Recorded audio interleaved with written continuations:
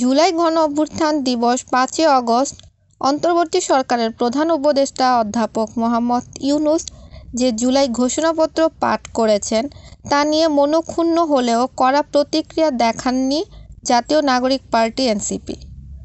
তবে জুলাই জাতীয় সনদ নিয়ে তারা দৃঢ় অবস্থান নিয়েছেন। এই সনদের আইনি ভিত্তি ও বাস্তবায়নের পদ্ধতির ব্যাপারে এনসিপি ছাড় দিতে রাজি নয়। এনসিপির গুরুত্বপূর্ণ ৫ জন নেতার সঙ্গে কথা বলে এই মনোভাবের কথা জানা গেছে। তারা বলছেন, জুলাই সনদের বিষয়টি সুরাহা হওয়ার পর তারা নির্বাচনমুখী কার্যক্রমে মনোযোগ দেবেন। এনসিপি মনে করে জুলাই ঘোষণাপত্র নির্বাচনের সময় নির্ধারণ সহ বিভিন্ন বিষয়ে বিএনপির চাওয়াকে প্রাধান্য দিয়েছে সরকার।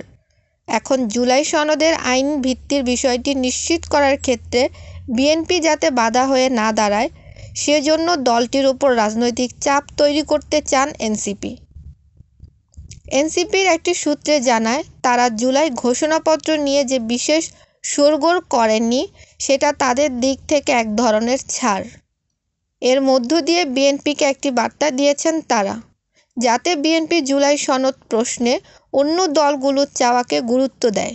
এই বিষয়ে রাজনৈতিক বিষয়ক লেখক ও গবেষক মঈনুদ্দিন বলেন, আজকে এনসিপি যদি মনে করত তারা নির্বাচন করে ৩০০ আসনের মধ্যে ১৬০ আসন পাবে, তারা পিআরের পক্ষে বলতো না।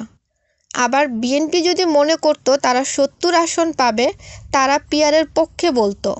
ঢাকায় এক অনুষ্ঠানে এনসিপির মুখ্য সমন্বয়ক নাসির উদ্দিন পাটোয়ারী বলেছেন, বর্তমান সময়ে নির্বাচন ডেট ঘোষণা হয়েছে, ফেব্রুয়ারিতে নির্বাচন হবে। যদি ফেব্রুয়ারিতে নির্বাচন হয়, আমার যে ভাইয়েরা শহীদ হয়েছিল, রক্ত দিয়েছিল সংস্কারের জন্য, একটি নতুন সংবিধানের জন্য, তাহলে তাদের কবরে গিয়ে তাদের লাশটা ফেরত দিতে হবে এই সরকারকে।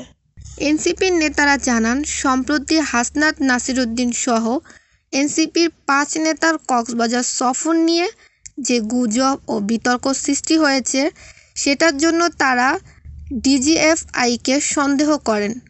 তাদের ওপর গোয়েন্দা নজরদারি রয়েছে বলেও তারা মনে করেন।